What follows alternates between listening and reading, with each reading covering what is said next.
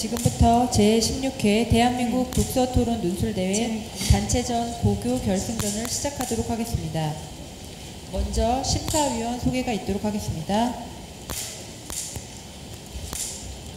성균관대학교 이상철 교수님께서 심사를 맡아주셨습니다. 조현양 경기대학교 교수님이십니다. 김경한 컨슈머타임스 대표님께서 참석해 주셨습니다. 김양희 서운고 교감선생님께서 참석해 주셨습니다.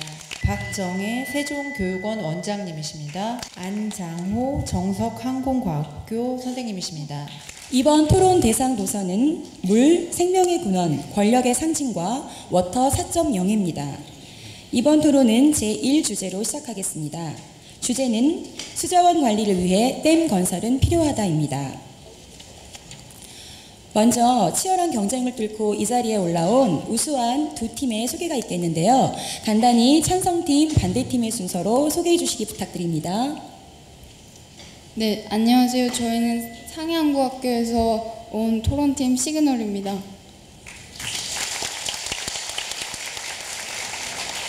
안녕하세요. 저희는 용인 소명고등학교에서 온 경청팀입니다. 저희가 팀 이름을 경청으로 삼은 이유는 토론의 가장 큰 미덕이 경청이라고 생각했기 때문이고요. 경청을 미덕 삼아 즐거운 토론을 펼치는 오늘이 되었으면 좋겠습니다.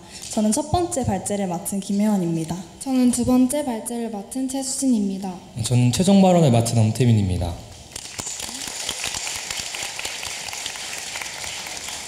네, 찬성팀의 상해한국학교, 반대팀의 용인 소명고등학교입니다. 토론자 여러분은 토론의 정신을 잘 지켜 공정하고 합리적인 토론이 되도록 노력해 주시기 바랍니다. 찬성 측 제1발제자 준비되었습니까? 네. 네, 시작하세요. 안녕하세요. 저는 찬성 측 제1발제를 맡게 된 안수빈입니다. 저희는 수자원 관리를 위한 댐 건설이 필요하다는 주장에 찬성하는 바인데요. 그 이유로는 댐의 방제 효과와 수자원 확보, 블루댐 등이 있습니다. 우선 입론에 앞서 용어 정리를 먼저 하도록 하겠습니다. 대법원 법령에 따르면 수자원 관리, 즉 물 관리란 수자원과 오염원을 적절히 관리하고 상수원 상류 지역의 수질 개선과 주민지역 사업을 효율적으로 추진해 수질을 개선함을 말하며 댐이란 하천의 흐름을 막아 그 저수를 생활 및 공업 용수, 농업 용수, 환경 개선 및 용수, 발전, 홍수 조절, 주운, 그 밖의 다양한 용도로 이용하기 위해 설치한 공작물을 말합니다. 그럼 첫째로 댐 건설로 최근 급격한 기후변화에 맞서 홍수와 가뭄 등 자연재해에 대처할 수 있습니다. 물론 간혹 폭우로 인해 댐 붕괴가 일어나긴 했지만 대상도서 물 210쪽에선 그 원인이 공정상의 취약함임을 밝히며 현재는 그것을 보완할 법을 제정하였다고 합니다. 관련 도서 한반도의 댐에 따르면 댐은 홍수가 발생할 시 홍수량을 안전하게 처리하거나 조절해 상하류의 피해를 경감시키고 높은 댐의 경우 안전기준을 강화하는 등 안전성 확보에 더욱 힘쓰고 있습니다. 게다가 댐 조절 방식 중 일정률, 일정날 조절 방식, 즉 저수지가 상시만 수위 이하이면 유입 홍수량을 최대로 저류하다가 상시만 수위를 초과하면 전량 방류하는 방식으로 댐의 안전은 물론 용수의 확보를 동시에 고려해 홍수에 대한 예측조차 필요하지 않다고 합니다. 물론 댐이 홍수 조절을 한다는 것은 고리타분하고 뻔한 이야기로 들릴 수 있겠지만 미래에는 그 기능이 더더욱 절실합니다. 국립기상연구소에 따르면 최근 강우 패턴이 연평균 강수량은 19%가 증가했고 강우 강도는 70년도 대비 2배 증가함으로써 강우 패턴이 폭우로 변해 집중호우가 더 빈발할 것이라고 하며 서울대 대기과학과 허창의 교수 역시 이에 동의했습니다. 하지만 그와 동시에 지구온난화로 사막화가 진행되기도 하죠. 그렇기 때문에 더더욱 폭우를 바다로 유출시켜서는 안 되고 댐을 이용해서 수자원으로서 확보를 해야 된다는 것입니다. 반면에 집중호우가 빈번하게 일어나면 댐 붕괴 위험이 커지지 않냐며 안전성에 대한 의문을 제기할 수 있겠지만 안전성 확보를 위해 새로운 개념의 댐, 즉 블루댐이 출현했는데요. 이것은 간단하게 기존에 있던 댐 앞에 설치하는 소규모 댐으로서 제2발제자가 자세히 다룰 것입니다. 따라서 결론적으로는 갈수록 극심해지는 기후온난화에 따른 기후 패턴 변화와 사막화에 유연하게 대처하려면 수자원 관리를 위한 댐 건설이 더더욱 필요한 것임을 알 수 있습니다. 그렇기에 저희는 수자원 관리를 위해 댐 건설은 필요하다고 주장하는 바입니다. 이상입니다.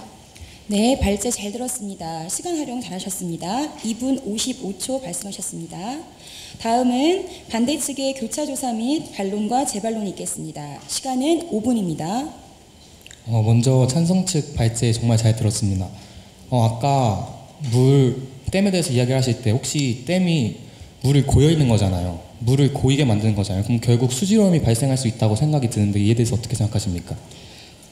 그것을 보완하기 위한 방법으로 댐에 물을 고여 있게 하는 것도 댐의 홍수량을 조절 방식 중 하나인데, 저는 그것을 보완할 방법으로 일정률, 일정량 조절 방식을 제시하였습니다. 그것은 평소에는 상시 만수 이하일 때는 최대로 물을 많이 저비하다가 홍수가 한꺼번에 홍수가 노출돼서 상시 만수를 초과할 경우에 전량 방류하는 방식으로 물이 고여 있지 않게 하는 방식입니다. 혹시 댐을 짓는데 얼마나 걸리는지 아십니까? 조사하지 않았습니다. 그렇다면 댐이 건설될 때까지 얼마나 긴 기간 동안 물이 고여 있는지 아십니까? 오래 기간 동안입니다. 그리고 얼마나 많은 양의 물이 고여 있냐면 수천 톤의 물이 고여 있게 됩니다. 근데 건설을 하는 중에는 방류를 할 수가 없어서 건설하는 중에 생기는 수질오염에 대해서도 설명해 주셨으면 감사하겠습니다. 또한 찬성 측에서는 관리를 어떻게 정의하시는지 궁금합니다. 수자원 관리 말씀하시는 겁니까? 아니요, 관리요. 그냥 관리요? 저희는 관리를 따로 정의하지 않았고 대법원 법령에 나온 수자원 관리 그 단어 자체를 정의해드렸습니다. 네, 그렇다면 그 수자원 관리의 정의에 따르면 수질 개선에 대한 부분을 말씀해 주셨는데 홍수와 가뭄에 대처할 수 있다는 부분이 어떻게 수자원 관리와 연결되는지 궁금합니다. 홍수로 인해서 댐이 붕괴되면 그로 인해서 홍수에 떠밀려오는 각종 오염물들로 인해서 하류 지역의 토양이 항폐화되는 경우가 빈번하기 때문에 홍수를 막음으로써 수질의 오염을 막을 수 있다고 생각하고, 가뭄 역시 가뭄을 막는 것 또한 수자원을 확보를 중요시해야 되기 때문에 그것 또한 수질 오염에 개선할 수 있는 데 도움이 된다고 생각합니다. 네, 그리고 아까 물 관리에 대해서 지역 주민의 삶을 개선하는 것도 포함된다고 말씀을 하셨는데, 그렇다면 댐을 건설했을 때 하류 지역의 이주민들의 피해나 이런 주민들의 삶에 대한 개선의 부분에 대해서 피해가 가는데 이에 대해서는 어떻게 생각하십니까? 네, 그것은 저희도 인정하는 부분이지만 지금 토론 주제는 수자원 관리를 위해서 댐 건설이 필요한 것인 만큼 그것은 논제에 맞지 않는 반박이라고 생각합니다.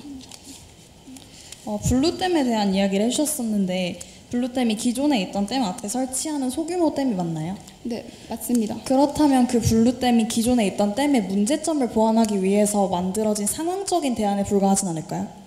그건 제2 발제자가 자세히 다루도록 하겠습니다. 네. 아까 홍수 피해를 막아준다고 하셨는데 맞습니까? 네, 맞습니다. 네, 제가 준비한 책이 소리 잃은 강에 따르면 인도의 히라쿠트 댐은 홍수 방지라는 명분으로 세워졌는데 마하다니 삼각주에서 대홍수가 댐이 세워지기 전에 비해서 3배나 더 많이 일어나는 현상이 발생했다고 합니다. 이에 대해서 어떻게 생각하십니까? 댐을 홍수 방지를 위해서 만들기도 하지만 세계 곳곳에서는 오히려 그것이 제대로 기능을 못하고 있는 예시가 많다는 것 저도 인정합니다. 하지만 그렇다면 저는 반대로 반대 측에게 만약에 댐이 홍수 방지를 제대로 못하고 있다면 댐을 대신해서 홍수 방지를 할 수 있는 다른 방안은 무엇이 있는지 묻고 싶네요. 혹시 홍수 방지를 제대로 한 사례가 있는지 궁금합니다. 네, 자연재 홍수 방지로 제대로 된 사례로는 경상남도 거창동 고재면 계명리에 설치된 댐이 흙과 돌을 차단해 홍수 피해를 하류 지역에 홍수 피해가 가게 막은 사례가 있고, 충북 진천구 백곡면 성대리에 설치된 사방댐이 태풍 산바로 인해서 발생한 토성류를 저지해 가옥 200호와 주민 8천여 명을 보호한 사례 등이 있습니다. 감사합니다. 아까 전에 홍수 때문에 수질오염이 발생한다고 하셨는데 맞나요? 맞습니다. 저희가 조사한 생명의 강이라는 책에 따르면 홍수는 퇴적물의 운반과 분산이라는 중요한 역할을 담당한다고 하는데 그 퇴적물이 고여 있으면 오히려 수질 오염이 악화되는 경향이 있습니다. 하지만 홍수가 그 쌓여있는 퇴적물을 분산시켜 줌으로써 수질을 개선시킬 수 있다면 홍수를 막아줄 수 있다는 것이 지금 논제인 수자원 관리를 위해 댐 건설이 필요한가의 근거가 될 수 있을지 궁금합니다. 저희가 생각지 못한 점에 대해서 지적해 주신 부분 감사합니다. 하지만 지금 현재 저희 모든 나라에서 대부분 문명이 건설됐고 그로 인해서 많은 도시 문화가 발달했고 거기에 따라서 도시 같은 경우는 특히 생활용수나 이런 것들이 많이 배출되고 있는 만큼 홍수가 난다면 하류 지역으로 그 더러운 물들이 전부 유출된 가능성이 높으므로 홍수가 일어나면 하류 지역에 상당한 수질 오염이 예상된다고 저희는 주장합니다. 네, 시간이 다 되었습니다. 이번에는 반대측 제1발제를 듣는 시간입니다. 반대측 제1발제자 준비되었습니까? 네, 시작하세요. 안녕하세요. 저는 반대측 첫 번째 발제를 맡은 김혜원이라고 합니다. 먼저 발제를 시작하기에 앞서 용어 정리를 하도록 하겠습니다.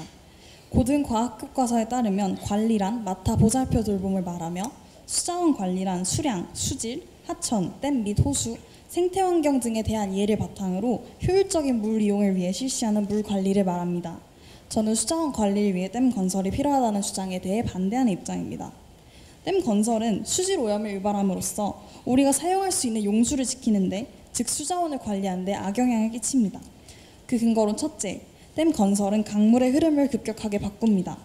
대상도서 물 210페이지에서 이야기하듯이 댐의 설치는 강물의 흐름, 즉 유속과 유수량 등을 변화시켜 침식 작용을 일으키게 되는데, 이는 강 및 해양 생태계를 오염시킵니다. 댐 건설이 수질 오염을 일으키고 그로 인해 수자원이 망가지게 되는 것입니다. 그뿐만 아니라 급격한 하천 환경 변경 자체도 기존 생태계에 좋지 않은 영향을 끼칩니다. 둘째, 댐은 강물의 건강한 순환을 막습니다. 댐이 물을 가둬놓게 되면 유속이 느려져 하천에 있는 소금이나 오염물질의 농도가 증가하게 됩니다. 대상도서 물 212페이지에 의하면 원래 강물은 때에 따라 불어나 급류를 일으키면서 쓰레기나 퇴적된 침전토, 무거운 오염물질을 바다로 내보내지만 댐 건설로 인해 강물의 수위가 낮아지면서 더 이상 하천에 자정작용을 다하지 못한다고 합니다. 또한 댐 설치는 유속을 느리게 만들어 하천의 오염물질 농도를 증가시키고 순환이 잘 이루어지지 않게 만들어 녹조를 발생시켜 용수로 쓸 수 없을 정도로 수질을 악화시키기도 합니다. 또한 책 생명의 강 189쪽에서는 댐이 자연 유량을 차단하고 있는 미주리 강의 사례를 확인할 수 있습니다. 이 댐과 제방을 비롯한 각종 시설들은 하천의 자연 유량과 유역에서 진화해온 생명체들의 서식지를 완전히 변화시켰습니다. 이러한 유량 변경은 다 담수 생태계에 지대한 변화를 일으켰죠. 여러 가지 기준에 비추어 볼 때 미주리 하천 생태계의 건강 상태는 심각하게 악화되어 왔고, 미주리 강은 미국 하천협회의 가장 위기에 처해 있는 하천 집계에서 2001년과 2002년에 최상위를 차지하기도 했습니다. 이처럼 댐의 악영향은 수자원을 오염시킴으로써 우리가 현재 사용할 수 있는 용수의 희소성을 강화시킵니다. 고등학교 2학년 생활과윤리 교과서에서 131쪽 생태계에 인간이 무분별하게 개입하는 것은 무익하다라는 말에서도 볼 수 있듯이 댐과 같은 인위적인 방법으로 자연을 건드리는 것은 수자원을 관리하는 데 전혀 도움을 주지 못합니다. 이러한 이유로 인해 저는 수자원 관리를 위해 댐 건설이 필요하다는 논제에 대해 강력하게 반대하는 바입니다. 감사합니다. 네, 발제 잘 들었습니다. 2분 43초 말씀하셨습니다. 자, 이번에는 찬성 측의 교차 조사 및 질의 반론이 있겠습니다. 준비되었습니까? 네, 시간은 5분입니다. 발제 잘 들었습니다. 환경 문제에 있어서 장기적으로 보았을 때 수질 오염을 악화시켜 결론적으로 우리가 쓸 수 있는 수자원을 줄일 수 있다고 지적하신 점 아주 새로웠습니다. 하지만 저희 나라 같은 경우엔 자연적 특성을 보시면 6월에서 9월 사이에 강수량이 아주 집중돼 있습니다. 여기 국토교통부의 수자원 정기종합계획을 보시면 당해년도 강수량에 비해서 총 이용량은 턱없이 부족합니다. 반절의 반절도 안 되는 양이죠. 그렇다면 댐 건설로 인해서 이 강우량을 수자원으로서 확보할 수 있다면 저희 수자원 확보에 아주 큰 도움이 될 것인데, 만약 말씀하신 것처럼 그것이 장기적으로 우리 수자원 확보에 악영향을 끼치는 그 손실량이 지금 현재 우리가 댐 부족으로 강수량을 제대로 확보하지 못하는 손실보다 더 많다는 것을 설명해 주실 수 있습니까? 말씀해 주신 국토교통부의 사례 말고도 혹시 해외의 자료가 있습니까? 그 사례만으로 일반화시킬 수 없을 것 같아서 여쭤보는 것입니다. 저희는 저희 나라의 자연적 기후적 특성상 댐이 수자원 관리에 아주 유익하다고 보아서 국내 자료밖에 준비하지 않았습니다. 아, 국내 자료밖에 준비하지 않으셨다고요? 네. 아, 저희는 범위 자체를 논제가 지금 수자원 관리를 위해 댐 건설은 필요한가라는 것이기 때문에 굳이 어떤 한 국가에 한정시키지 않았다는 점을 고려해 주시면 좋겠고요. 혹시 질문 한번 다시 해주시겠습니까? 그러니까 장기적으로 우리가 수자원 확보의 손실이 지금 댐을 건설하지 않아서 놓치는 강수량의 손실보다 더 많다는 것을 설명해 주실 수 있겠습니까? 그렇다면 단순히 물그릇을 늘리는 것만으로 댐이 강수량을 확보할 수 있고 수자원을 확보할 수 있다는 것에 대한 근거를 또 제시해 주셨으면 좋겠는데요. 현재 강수량을 수자원으로서 확보할 수 있는 방식은 댐밖에 없다고 저희는 알고 있습니다. 혹시 다른 방식이 있다면 제시해 주셔도 괜찮습니다. 이따가 저희 제2 토론자가 해수 잠수화 등에 대한 내용을 말씀드릴 것인데 그때 참고하시면 되겠습니다. 네, 알겠습니다. 그 녹조의 발생이 댐으로 인해서 강류의 흐름의 변화 때문이라고 하셨는데 맞습니까? 예. 근데 4대강의 경우에서 이제 흔히 우리가 녹조의 발생이 댐으로 인해서 생겼다고 말을 했지만 실질적으로 여러 가지 과학적인 테스트를 통해서 이것은 댐으로 인해 가지고 강물의 흐름이 때문이 아니라고 했는데 이에 대해서는 어떻게 생각하시나요? 그렇다면 무엇 때문이라고 혹시? 4대강의 녹조에 많아지는 이 현상은 실질적으로는 유속의 흐름이 아니라 여러 가지 그 오염 물질들이 무분별하게 정화되지 않고 흘러들어가기 때문입니다. 실제적으로 4대강 산업이 이루어지기 전에도 이미 녹조로 인해 가지고 많은 오염으로 이루어졌었고 4대강 이후에도 있었기 때문에 이 문제는 녹조 같은 경우에는 강물의 흐름이 아니라 실질적으로는 오염 물질이 어떻게 정화되지 않고 들어갔는지가 더 중요한 점에 대해서는 인지하시고 계셨습니까? 저희가 몰랐던 사례에 대해서 지적해 주신 부분은 감사하게 생각합니다. 하지만 4대강 사업이 진행되면서 분명히 녹조 문제는 확실히 이전보다 심각해졌다는 부분을 인정하시는지 궁금하고요. 제가 알기로는 녹조 문제는 이전에 비해 4대강 사업을 통해서 더 심화되었다는 것으로 알고 있는데 그렇다면 강물의 흐름을 바꾸고 강물을 직선화시킴으로써 녹조 상황이 심각해졌다는 것을 무시할 수 있을까요? 낙동강에 보가 없었던 1996년뿐만 아니라 1997년, 2000년, 2003년 낙동강에 녹조가 창궐했습니다. 하지만 낙동강에는 댐이 없습니다. 이에 따라서 4대강 산업의 대상이 아니어서 보가 설치되지 않았음에도 불구하고 녹조가 많았다는 것은 녹조와 4대강 사업에 보 설치와는 관련이 없다는 걸 알 수 있어요. 실질적으로 4대강 산업뿐만 아니라 제주시에 흐르는 생태하천 월대천의 경우에는 녹조 현상이 많은 걸 볼 수 있습니다. 이를 통해서는 댐과 실질적인 녹조라는 관련이 없다는 것을 알 수 있는데 이에 대해서는 어떻게 생각하실지 궁금합니다. 네, 저희가 녹조의 직접적인 원인이 댐만이라고 주장하는 것은 아닙니다. 다양한 이유들로 인해서 녹조는 발생할 수 있습니다. 하지만 환경운동연합의 이철재 처장이 기고한 문에서 녹조는 수온, 햇빛, 오염원과 함께 유속에 상당한 영향을 받는다고 말합니다.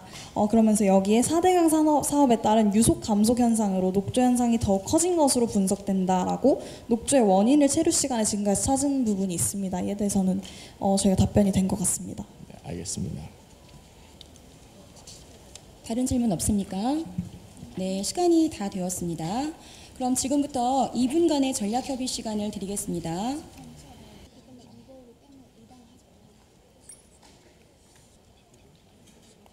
네, 전략협의 시간이 끝났습니다.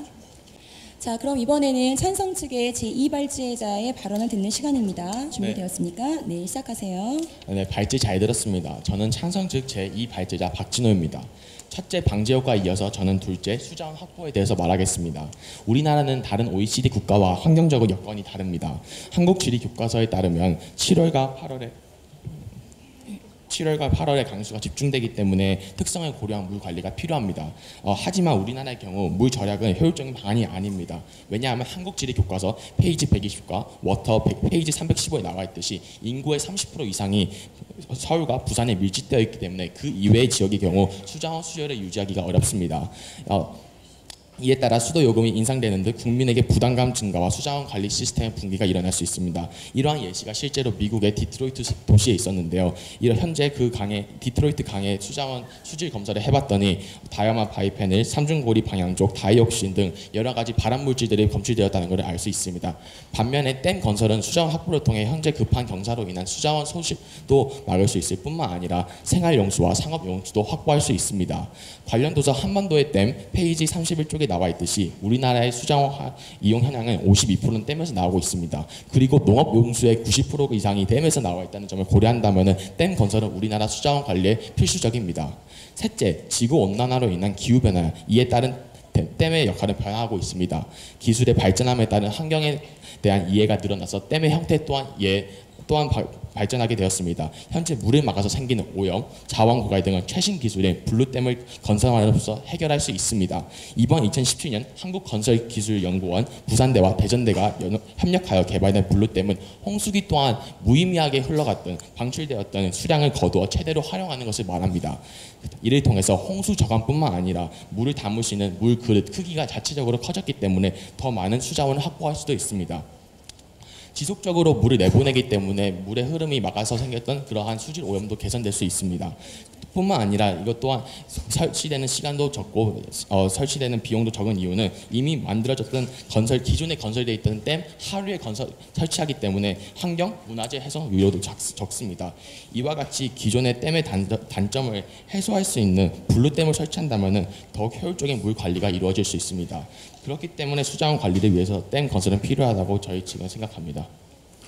네, 2분 27초 발언하였습니다. 자, 이번에는 반대 측의 교차 조사 및 질의 반론이 있겠습니다. 시간은 5분입니다. 찬성 측 발제 잘 들었습니다. 저희가 생각지도 못한 블루댐에 대해서 잘 설명해 주셔서 되게 감사했고요. 그렇다면 댐이 많은 문제들이 있기에 블루댐이 생긴 것을 인정하시는 겁니까? 댐의 현재적인 기술적인 문제가 있기 때문에 결함이 있기 때문에 그것을 개선하기 위한 방안으로 블루댐이 나온 겁니다. 결함 말고 환경 피해 있다는 점은 모르십니까? 이제 환경적인 피해를 고려를 했을 때 가장 효율적인 방안, 지금까지 생각했을 때 홍수 피해도 막을 수 있을 뿐만 아니라 다른 여러 가지 물의 수질 오염까지 막을 수 있는 방안, 유일한 방안은 블루댐이라 생각합니다. 그렇다면 저희가 아까 1번 발제자가 정의한 수자원 관리를 보면 환경에 대한 이해를 바탕으로 효율적인 물 이동을 실시하는 물 관리라고 했는데, 그렇다면 댐은 그거에 부적합한 대책이 아닐까요? 하지만 환경에 대한 이해뿐만 아니라 사람들에게 얼마나 피해를 가는지를 고려를 한다면은 홍수가 사람들에게 가져다 오는 인명 피해는 무지막지하게 큽니다. 그리고 이로 인해 가지고 문명이 파괴됐던 적도 있습니다. 하지만 이러한 결과를 막기 위해서는 어쩔 수 없이 그러한 생각을 고려하고 감안을 한다면은 현재 우리가 가지고 있는 기술로 만들 수 있는 최대의 효과는 댐일 수밖에 없습니다. 댐이 아닌 다른 여러 가지 방법으로 그 홍수를 막으려고 여러 시도가 있었지만 지금까지 모두 피해를 입었고 현재 다른 방안들은 효과적이지 않다는 것을 알 수 있습니다. 이를 통해서 현재 댐이 가장 홍수를 막기 위해서 가장 중요한 제일 좋은 방안이라 생각합니다. 감사합니다. 홍수 피해를 막을 수 있다는 점은 댐의 좋은 점이라는 것은 인정합니다. 하지만 아까 찬성 측에서도 이야기하셨듯이 지금 강수량이 늘어나고 실제로 홍수의 피해가 늘어나고 있는데 오히려 댐 자체가 많은 그 물을 감당하지 못해서 그 물이 갑자기 흘러 넘침으로써 더 이상 가둬놓을 수 없는 상황에 이르렀을 때 물을 갑자기 방류하게 되면 오히려 홍수 피해가 증가하게 되는데 이에 대해서는 어떻게 생각하십니까? 블루댐이 그런 바로 문제점 때문에 생긴 것입니다. 원래 기존의 우리나라의 경우에는 댐이 어느 수위를 넘으면 물이 넘치기 때문에 어쩔 수 없이 물을 흘러보내야 되고 그거는 바다로 가게 돼가지고 수자원이 쓸모없게 됩니다. 하지만 블루댐을 설치하면서 더 넘치는 양을 다시 한번 멈추게 하고 그걸 다시 일정 시간 24시간 동안 일정하게 균등하게 보냄으로써 수질 관리뿐만 아니라 홍수 피해까지 막을 수 있으면서 두 가지 토끼를 동시에 잡은 셈이 되는 겁니다. 아까도 제가 말씀드렸듯이 블루댐에 대한 부분은 결국 기존 댐에 있었던 문제를 대처하기 위한 방안으로서 제시되는 것 같은데요. 그렇다면 블루댐 같은 경우는 결국 그러니까 상황적인 대안에 그치지 않느냐는 것입니다. 결국 뭐 문제가 없는 방안이라는 것은 없는데 블루댐 또한 그 문제성이 일어나기 시작하면 그 다음에는 어떻게 그것을 해결하실지가 궁금합니다. 현재 수자원 관리라는 것을 했을 때 수자원 관리라는 것은 수자원을 어떻게 확보하고 수자원의 물질 개선 물을 어떻게 개선해야 되는데 계산을 생각을 한다면은 유일한 방법은 댐밖에 없습니다. 댐이 가장 효과적이고 그것이 가장 비용이 절감되는 방법인데 이를 이미 몇십 년 동안 몇백 년 동안 이미 해왔습니다. 이를 통해서 우리가 알 수 있다는 점은 이미 많은 양의 댐을 설치했기 때문에 이로 인해 가지고 다시 댐을 허물거나 하는 것은 또 다른 비용이 사용되기 때문에 거의 불가능한 수준입니다. 현실적인 생각을 했다면은 블루댐이 가장 효과적이고 그리고 자연에 대한 파괴도 일어나지 않다고 생각한다면은 현재로서는 가장 좋은 대안이 아닐까 생각합니다. 아까 용수 확보에 대해서 말씀하셨는데요. 수자원이 부족한 것에 대해서 단순히 댐을 지어서 확보하자는 것은 1차적인 대응이고 왜 부족한가에 대한 원인을 해결해야 한다고 생각하는데 이에 대해서 어떻게 생각하십니까? 우리나라의 경우에는 74%가 그저 댐이 제대로 확보를 하지 못하기 때문에 바다로 흘러가게 됩니다. 이것은 왜냐하면 우리나라의 지리적 특성이기 때문이기도 합니다.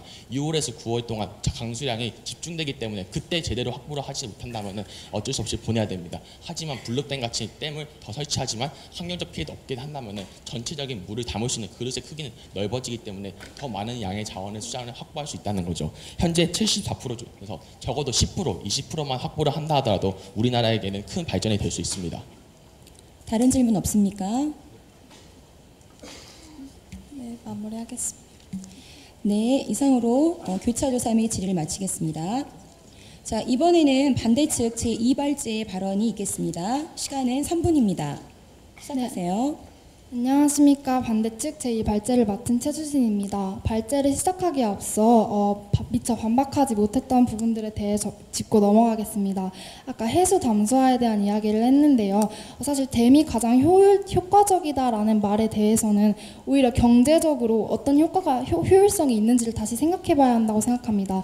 왜냐하면 그로 인해 일어나는 인명피해나 환경피해 등 여러 가지 피해를 고려하지 않은 효율성을 계산했다고 생각을 하고요. 이에 반해 해수 담수화나 산소 나노튜브 같이 신식 기술을 통해서 이런 효율성을 더욱더 극대화할 수 있는 수자원을 확보할 수 있는 그런 방안들이 많다고 생각합니다. 네, 발제를 시작하겠습니다. 저는 수자원 관리를 위해 댐 건설이 필요하다는 주장에 대해 반대하는 입장입니다. 댐은 환경오염을 유발하며 그로 인해 앞으로 우리가 얻을 수 있는 잠재적인 수자원을 확보하는 데 심각한 악영향을 끼칩니다. 그 근거로 첫째, 댐은 사막화 현상의 직접적인 원인 중 하나가 됩니다. 고등학교 2학년 사회문화교과서 264쪽에 따르면 가뭄, 건조화 현상 등을 포함하는 사막화 현상의 가장 큰 요인 중 하나는 댐과 관계 사업 등 인위적으로 자연을 훼손시키는 행위라고 합니다. 사막에 물을 대서 농경지를 만들기 위해 건설되는 댐은 인근 지역의 물줄기를 막아서 오히려 또 다른 지역의 사막화를 발생시키는 악순환의 고리를 제공할 수 있습니다.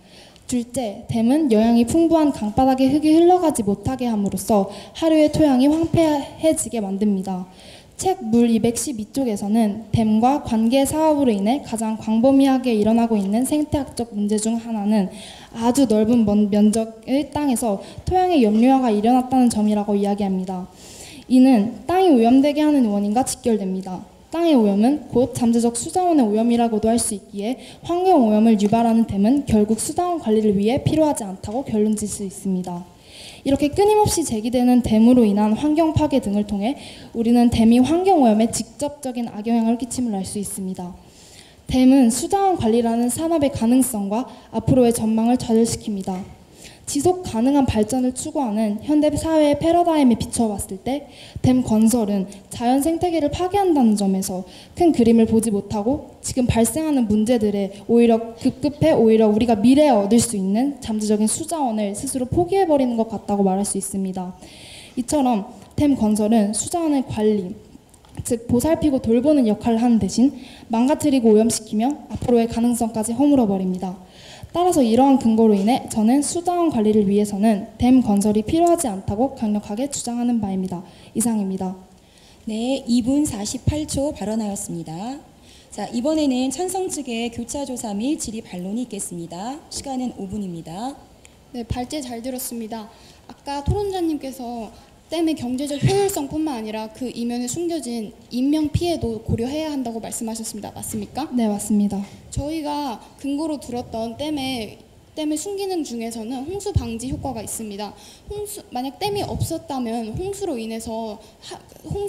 인해서 수많은 사람들이 수재민이 되고 그런 식으로 인명 피해가 무지막지할 것인데 이에 대해서 생각해 보셨습니까? 네, 제가 말하는 인명 피해에 있어서는 사실 댐 붕괴에 있어서의 인명 피해를 말씀드린 것입니다.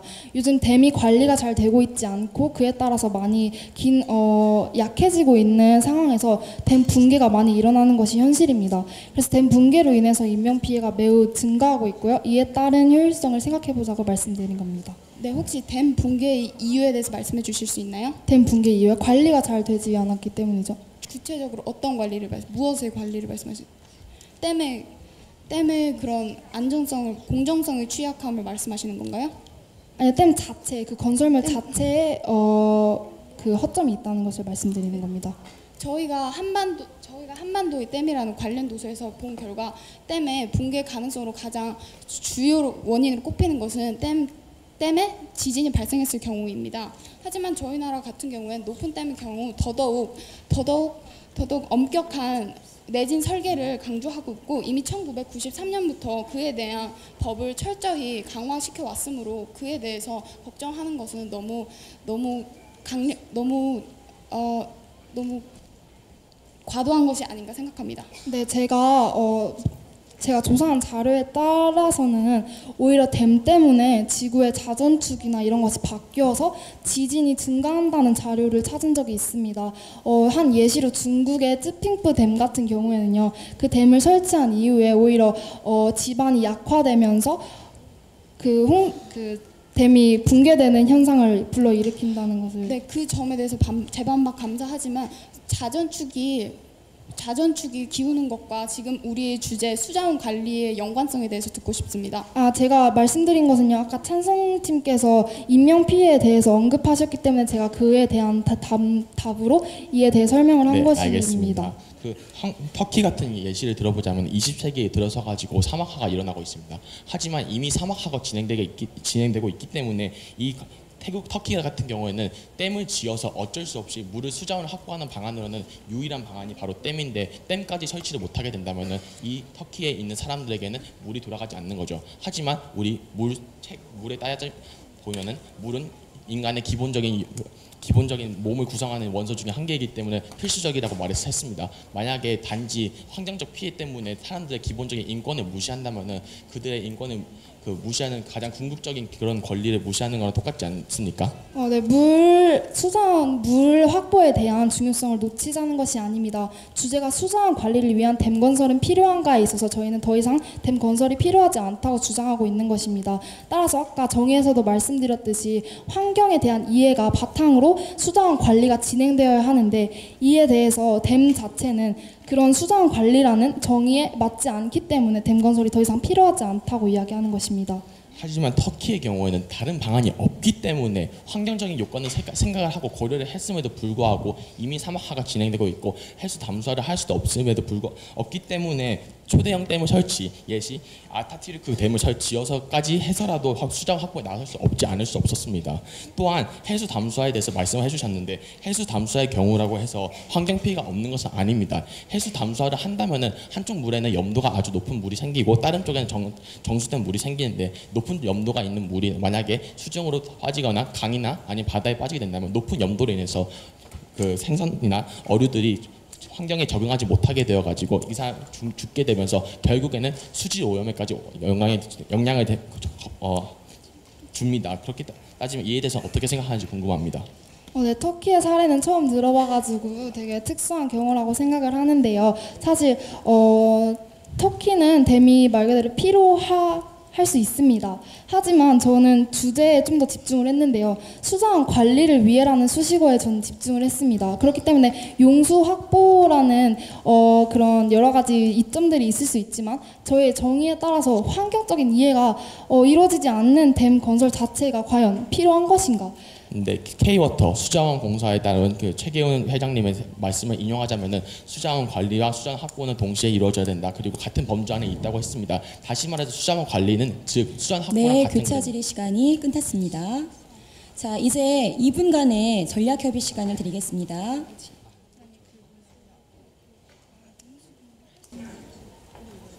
네, 전략 협의 시간이 끝났습니다. 이제 최종 발언만 남겨두고 있는데요. 아쉬움이 남지 않도록 각 팀의 핵심 주장을 잘 펼쳐주시기 바랍니다. 먼저 찬성 측 최종 발언 있겠습니다. 시간은 2분입니다. 시작하세요. 안녕하십니까. 저는 찬성 측 최종 발언을 맡은 여지원입니다. 먼저 저희 측의 최종 발언을 시작하기에 앞서 반대 측의 발언에 수용과 반박을 하고 이어가도록 하겠습니다. 먼저 반대 측 토론자께서 관리는 보살피고 돌보다 라고 이렇게 정의를 해주셨는데요. 이 점은 저희도 생각지 못했고 이것에 대해 저희도 수용하는 바입니다.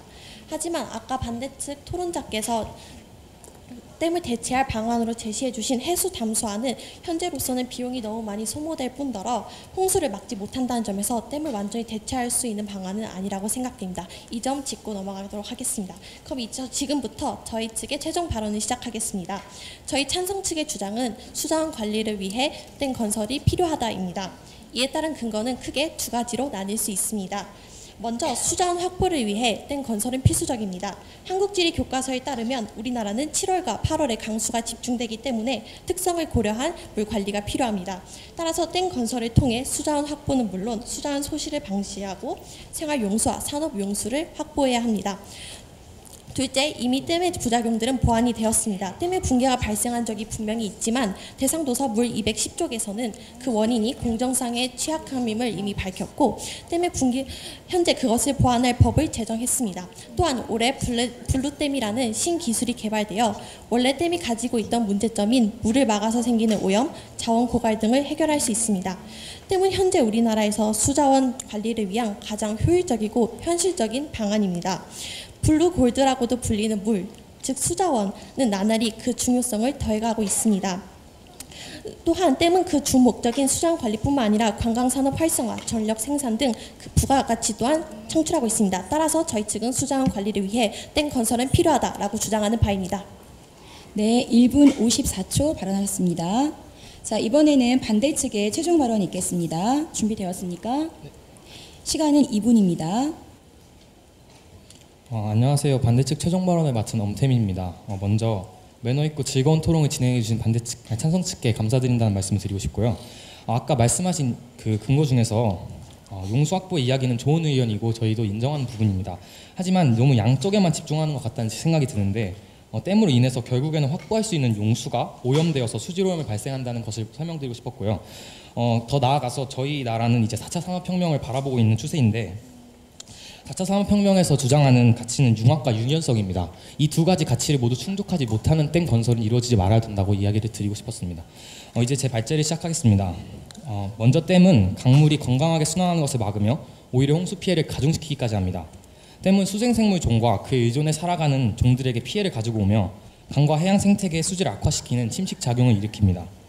수력발전댐의 가동 계획에 의한 대량 방류는 정상적인 홍수 기간에 일어나는 홍수 피해를 더 가중시킬 뿐만 아니라 홍수 피해 기간이 아닌 때에도 물이 넘쳐 흐르게 하는 현상을 발생시킬 수 있다고 합니다. 또한 댐은 하류의 토양이 황폐해지게 만들어서 사막화 현상의 직접적인 원인 중 하나가 됩니다. 한 지역에 댐을 건설하게 되면 그 지역의 물줄기를 막아버려서 사막화 현상의 문제를 극심화시키는 거죠. 따라서 이러한 근거로 저는 수자원 근거를 위해 댐 건설이 필요하지 않다는 주장을 펼치고 있는 바입니다.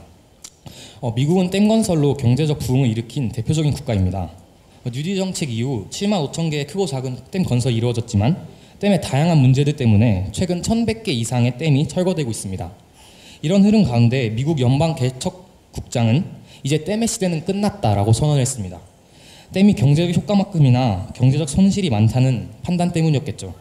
이런 상황 가운데 댐으로 인한 경제효과 대신에 환경을 지키는 것을 선택하는 것이 과연 비효율적일지 생각해 봐야 한다고 생각합니다. 경청해 주셔서 감사합니다. 네, 1분 54초 발언하였습니다. 자, 이것으로 상해 한국학교대 용인 소명고등학교의 토론이 끝났습니다. 잠시 후 심사 결과 발표가 있겠는데요. 심사위원회 심사가 진행되는 동안 양 팀의 토론 소감을 들어보겠습니다. 먼저 찬성 측에서 돌아가면서 소감 발표해 볼까요? 저희 한 번도 여기 올라오면서 리그전이나 그런 데서 안 만났는데 정말 안 만난 게 다행이라고 생각합니다. 안 만났기 때문에 저희가 결승까지 올라올 수 있었던 것 같고 격 높은 토론 해주셔서 너무 감사합니다. 박수 한번 칠까요?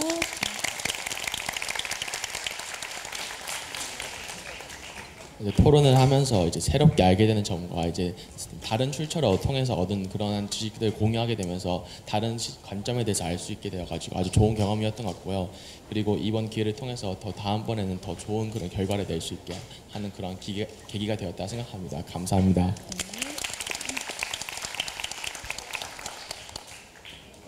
저희 반대 측에서 너무 자료를 되게 풍부하게 준비하셔서 저 되게 깜짝 놀랐어요. 아, 이런 자료도 있구나. 되게 많은 것을 배워갈 수 있는 시간이었고, 그리고 세 분 다 모두 매너 있게 너무 저희 팀 이름처럼 경청해 주셔서 감사했습니다. 반대팀은 어땠나요? 일단은 결승에 올라왔다는 것 자체가 되게 믿기지 않고 조금 많이 무섭고 떨렸는데 찬성 측에서 되게 즐겁게 매너 있게 토론을 해주셔서 저희도 되게 편안하게 할 수 있었던 것 같아서 감사했고요. 저희도 찬성 측이 자료가 진짜 너무 풍부해서 많이 놀랐던 것 같고 그 주장의 논리성이 되게 좋았던 것 같습니다. 네, 저도 이제 서로 대화할 수 있는 토론이 되어가지고 너무 좋았고요. 그리고 블루댐 이런 새로운 예시들도 알게 되고 뭔가 교차조사 할 때도 이런 교차조사도 있구나 이런 뭔가 새로운 정보들을 얻을 수 있는 좋은 토론이었던 것 같습니다.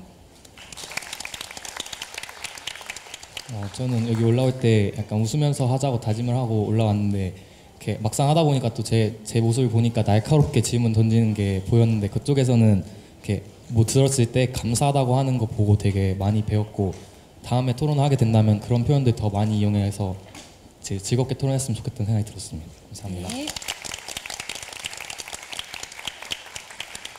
네, 수준 높은 토론을 보여준 양 팀에게 다시 한번 뜨거운 박수 부탁드리겠습니다.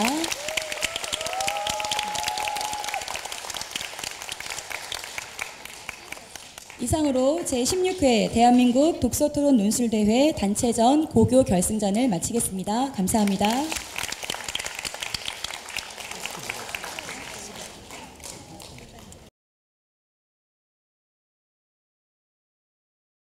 여러분 안녕하세요. 금년 제16회 대한민국 독서토론 논술대회를 주최한 사단법인 전국 독서세물결 모임 회장 임영규입니다. 이번 주제는 수자원 관리를 위해 댐 건설은 필요하다라는 주제였거든요.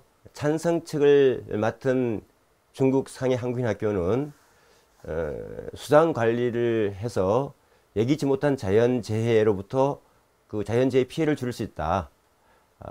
그리고 또 한 토론자는 양질의 수자원을 확보할 수 있다. 그렇기 때문에 댐 건설이 필요하다는 주장이었습니다. 반대로 반대 측을 맡은 소명고등학교에서는 그 댐 건설을 함으로써 강물의 흐름을 막아서 강물 하류나 강물 밑에 들어있는 생명체의 훼손을 가져올 수가 있다. 바꿔 말하면 생태계에 어려움을 줄 수 있다. 이런 주장이었고요. 또 한 주장은 건강한 그 물줄기의 순환을 막아 버림으로 인해 가지고 도리어 자연 환경을 유발시킬 수 있다. 한쪽에서는 자연 환경을 위해서 댐 건설이 필요하다는 의견에 비해서 자연 환경을 위해서도 댐 건설은 필요하지 않다. 이렇게 서로 쟁점 형성이 되었죠. 혹시 블루댐이라고 기억나시죠? 찬성 측에서 다양한 근거를 들긴 들었는데 그 중에서 기억에 가장 남아있고 상대방에게 강한 인상을 주었던 것이 블루댐이었습니다. 블루댐은 댐의 문제점을 보완할 수 있는 장치로 블루댐을 만들었죠. 그러자 찬성 측의 이런 주장에 대해서 반대 측에서는 블루댐의 존재가 좀 미리 우리가 알지 못했지만은 들어보니까 효과가 있긴 있겠구나라고 인정한다 하고 수용하면서, 그런데 역설적으로 블루댐을 만들었다는 것은 댐 건설에 문제가 있다는 것을 인정한 것이 아닌 것인가, 이런 이제 쟁점이 형성되어서 서로 근거를 들었죠. 또 쟁점이 형성된 것은 또한 있었는데 어떤 것이었을까요? 홍수 문제였죠. 두 팀 다 댐 건설을 통해서 홍수를 예방할 수 있다라고 주장을 펼쳤습니다. 누구 주장이 옳을까요? 역시 이것도 근거를 잘 들은 사람이 옳겠죠. 홍수를 예방하기 위해서 찬성 측에서는 댐 건설을 통해서 예기치 못한 기후 변화에 대해서 홍수를 예방할 수 있는 기능이 있다. 또 반대측에서는 도리어 댐을 막음으로 인해 가지고 홍수 예방은커녕 홍수를 유발시킬 수 있다. 이런 주장을 펼쳤습니다. 그런데 어느 학교가 대상 도서에 근거를 해서 토론을 펼쳤을까요? 중국 상해 한국인 학교는 제1발제자가 대상 도서를 살짝 건드린 정도로 넘어가고 제2발제자는 대상 도서 얘기를 하지 않고 다양한 다른 근거를 많이 들더라고요. 반면에 반대 측에서는 대상 도서의 근거들을 좀 상세하게 구체적으로 제시를 하여서 있지 않았나 생각합니다.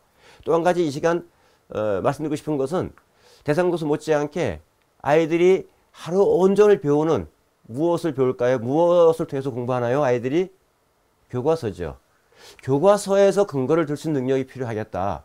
그것이 우리가 지향하는 교육적인 토론인 것이거든요. 아이들이 국가교육과정에 따라 만들어진 교과서를 배우니까 그 교과서에서 사회교과서, 과학교과서 이런 다양한 교과서에서 근거를 들어서 논거를 삼는 훈련을 한다 그러면 그 학교 수업과 토론이 연계되어 있고 독서와 토론이 연계된다 그러면 얼마나 더 효과적인 토론이 될 수 있을까요? 이제 마지막으로 두 학교 학생들의 토론 태도에 대해 잠깐 말씀을 드려보도록 하겠습니다.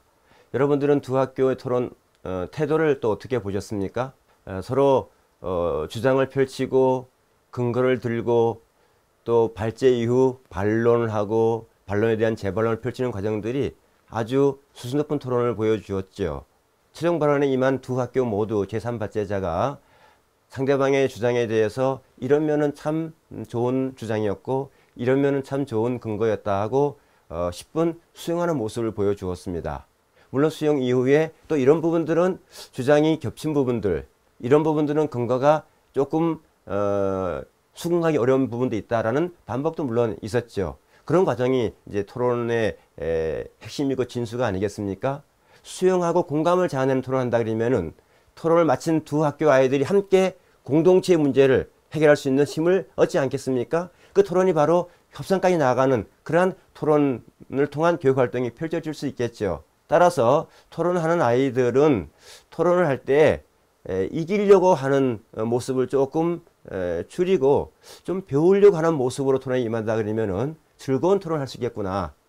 오늘 결승에 오른 두 친구 학생들이 중국 상해 한국인 학교나 용인 소명고등학교나 서로 수용하며 공감을 자아내는 토론을 잘 펼쳐주었습니다. 저는 아이들에게 토론을 지도하면서 토론을 이기려고 하지 말고 감동을 주는 토론을 펼쳐보자. 그래야만 토론의 목적인 공동의 문제를 함께 해결할 수 있겠다. 이런 교육적인 지도를 하고 있는데요. 이 두 학교 아이들이 그런 측면에서 토론을 잘 펼쳐주었습니다. 그래서 그런 부분들이 서로 함께 따뜻함이 묻어나고 감동을 주고 공감을 자아내는 토론까지 나아간다 그러면 훨씬 더 재미있는 토론, 유익한 토론, 행복한 토론을 오늘 이 방송을 보신 모든 분들도 공감하고 느낄 수 있을 것입니다. 지금까지 제16회 대한민국 독서토론 논술대회 고등부 결승전 두 학교의 토론을 보고 느낀 점을 잠깐 말씀을 드렸습니다. 모두에게 유익하고 행복한 독서토론의 경험이 계속되길 기원하겠습니다.